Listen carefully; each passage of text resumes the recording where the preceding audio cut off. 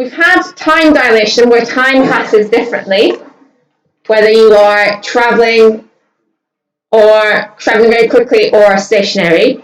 And also the length measurement is different whether you are traveling very quickly or stationary. Rona? So if the idea of absolute time is destroyed, so that means time is the same for everybody, as speed, distance, and time are all related, our ideas about distance must also be affected. The distance that you use in your measurement is not the same as the distance that someone moving relative to you is using. This is a difficult concept to grasp, but it is true. But as I said, things have to be moving very quickly for it to be a noticeable effect. So when an object with mass is in motion, its measured length shrinks in the direction of its motion. So that means, like, if it's moving that way, it gets smaller that way.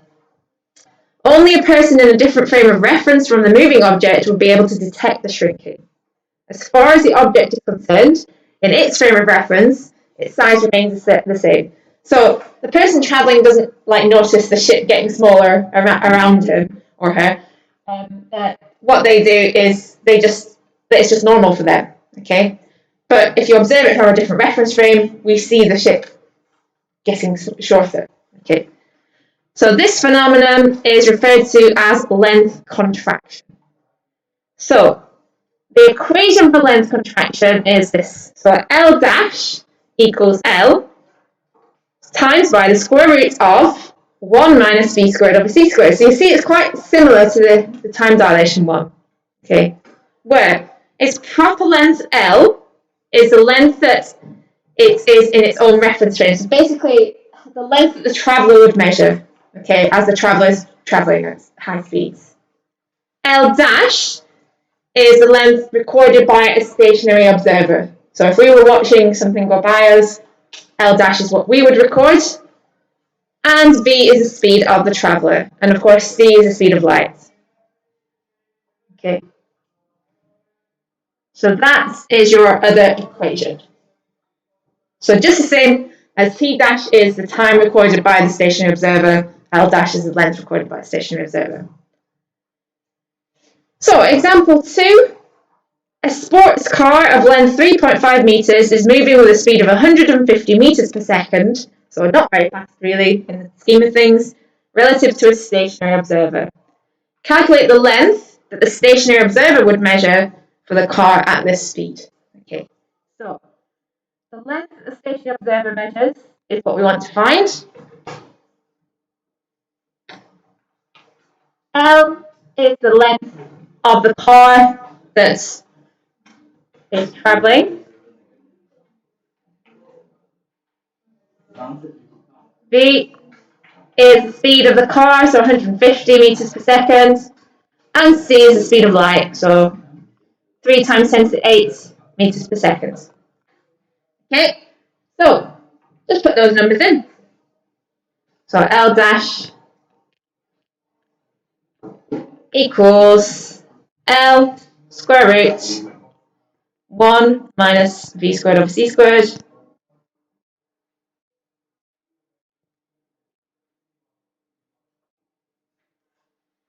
So L dash equals 3.5 times by the square root of 1 minus v squared, so 150 squared, over 3 times 10 to the 8 squared. So those of you with sort of mathsy brains will already be going, 150 squared divided by 3 times 10 to the 8 squared is going to be pretty much nothing. Yeah. So it's basically going to be L is 3.5 divided by the square root of 1 minus almost nothing. So if you square root of 1, which is 1. So 3.5 meters. So if something's traveling 150 meters per second, there's going to be no difference, okay, of recorded length. So I think I've written down here that 150 squared divided by 3 times 10 to the 8 squared is, oh no, I gave up writing it down because it was like 0.0000000 something like that, so I just gave up. So this example highlights why we generally don't need to worry about relativistic effects, thankfully. Otherwise you'd be, recording different lengths if you were just driving down the motorway. So, and why they went unnoticed for so long in human history. Typically speaking, relativistic effects do not need to be dealt with unless the object is moving at a speed of more than 10% of the speed of light. Okay, so it has to be moving fast to take anything like that into account. Okay.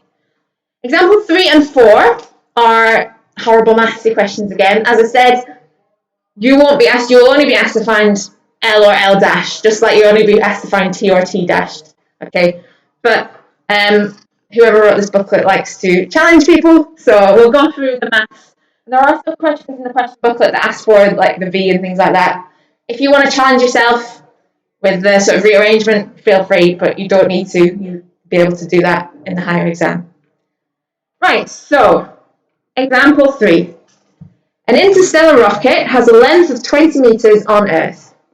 Calculate the speed it would need to be moving for its length to contract to 19.9 meters for the observer on Earth. So basically, L is 20 meters.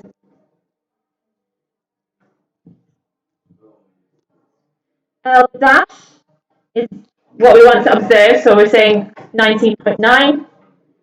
V is our question mark, and C is 3 times 10 to 8. Okay, but usually I just keep it as C, just because I don't like indices creeping in, so I'll keep it as C as long as I can. Right, hooray. So, start the equation, L dash equals L equals times by the square root, let's start again for that one, times by the square root of 1 minus V squared over C squared. It'd help if my pen battery is not running low. Let's try that again. B squared over C squared. I might have to move on to my visualizer in a second. Yeah, I'm going to move on to my visualizer. Right, let's go here.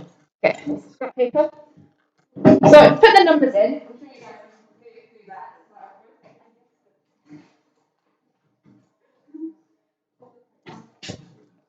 Okay.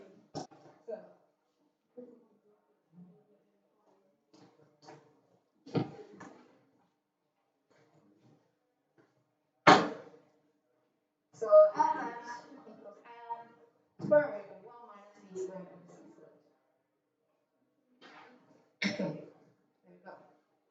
So 19.9 is equal to 20 times by square root of 1 minus V squared over C squared. Okay, I would square both sides, square both sides to get rid of the square root first of all. So what I'm going to do is I'm going to go 19.9 divided by 20, so just taking that down there, equals 1 minus V squared over C squared. Okay, sorry, again.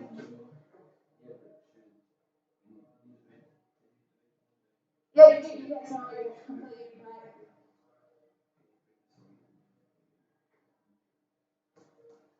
Okay.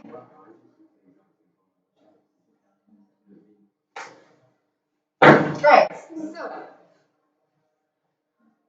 then we have got, so 19.9 over 20 squared comes to 0.99.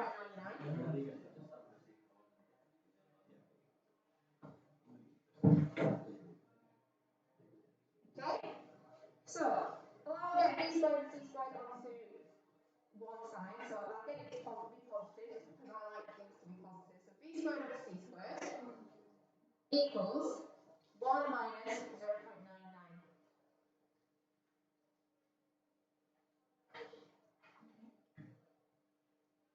So B squared over C squared is 0.01.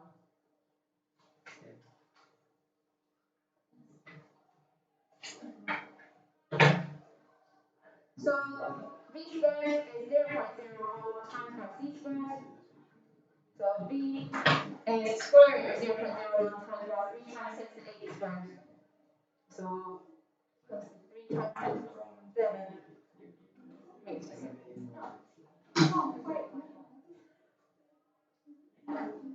What is the another one? No, but let me square root 3 times 10 to the 7. You don't get.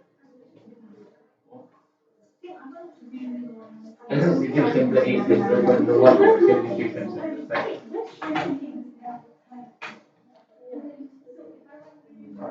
Have a go at the second one as well. Have a go. Just challenge yourself.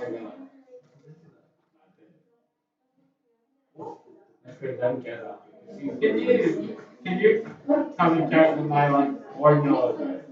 Because I like doing it where I like get the equation numbers. Right, okay.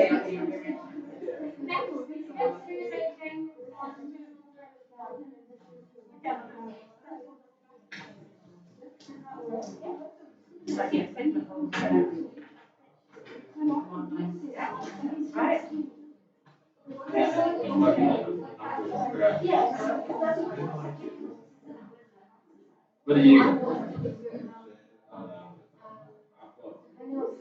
That's what got different numbers. He's got different numbers. I've got different numbers. I like to drop yours is right.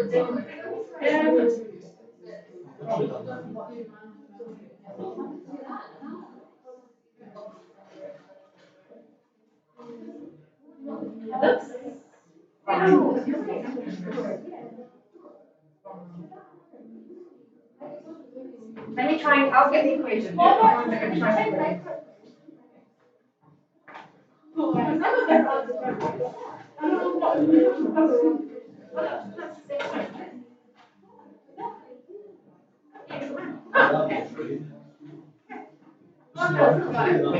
Oh, you just read. Oh, yeah, I just put it in tab before. Okay. Wait, did you get the first part? Yeah. Become 58 squared.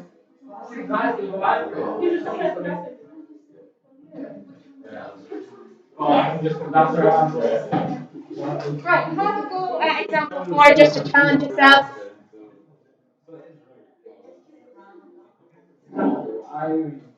Oh yeah, 2 and 1. Yeah. What's after the numbers exactly example four? 2.6 times 10 to the 8. Yes. I knew you were.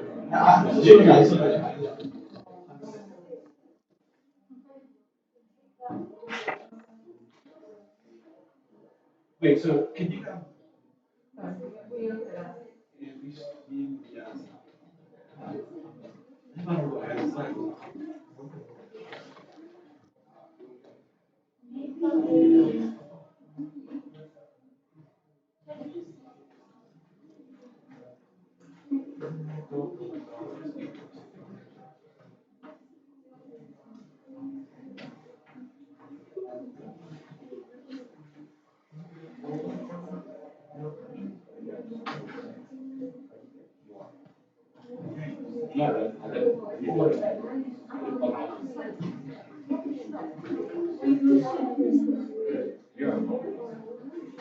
you're saying you can do it all with them.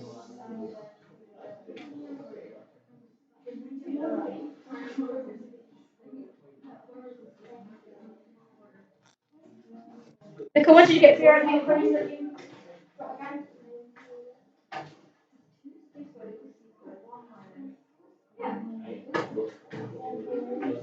Right, can I show you what I typed in on the calculator? What's it come out right here? Thank you. C squared. 3 times 10 to the 8.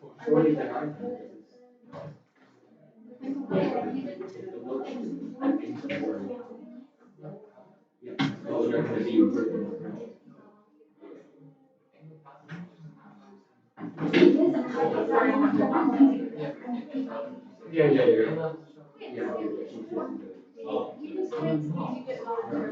Oh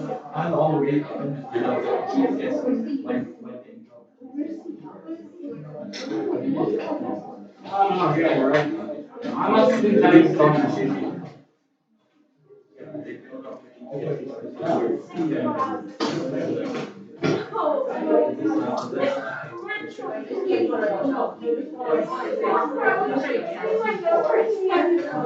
Right, okay, let's do the next one. Some of you might have done it, some of you may complete lots, and that's absolutely fine. Right, okay. So, example 4 is at what speed will an object be moving if it appears to be half the size it was when it was at rest? So, right. So, basically, what you do is you just choose two numbers that's ones that's double than the other. So the one at rest is 2 and the observed one is 1. I'm just going to use the easiest numbers, 2 and 1. And we want to know the speed. So L dash equals L squared 1 minus V squared over C squared. So L dash 1, 2, 1 minus V squared over C squared. Okay, so half equals square root of 1 minus V squared over C squared. Square, everyone seems to get rid of that square root sign, so 1 over 4, 1 minus V squared over C squared. So I like my V squared over C squared to be positive, so I'll go V squared over C squared is 1 minus the 4th term. So 0.75. So V squared over C squared is 0.75. So V squared is 0.75 times C squared, which comes to 2. B comes to 2.6 and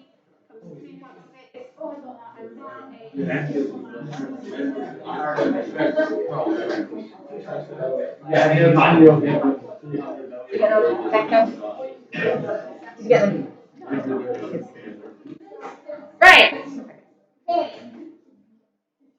What I like to do now is carry on with questions. So the less contractual ones that I'd like to do are questions 8, 9, and 11, and then the passing questions. Okay, the other questions are calculating V and things like that. So if you want to challenge yourself, by all means have a go, but you won't need to do that in the exam. So those questions that I put on the board are the ones that you should be able to do the questions I put in our future exams. Yeah, one second.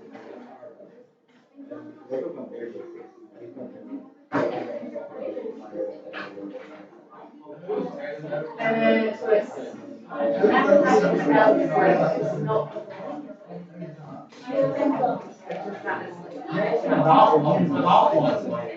That's the answer to that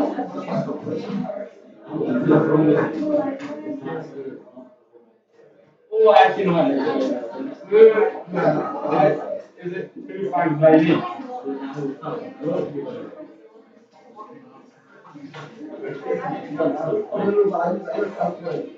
Simplify. You can really use it. Honestly, when you get to formula, you can really use it.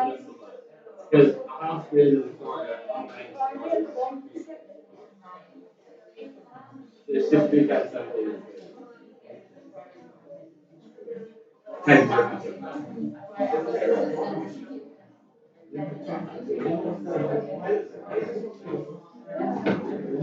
Honestly,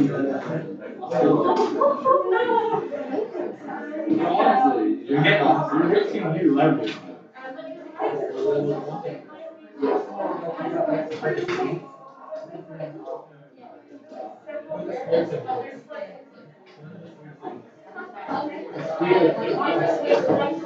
Right. Oh, no.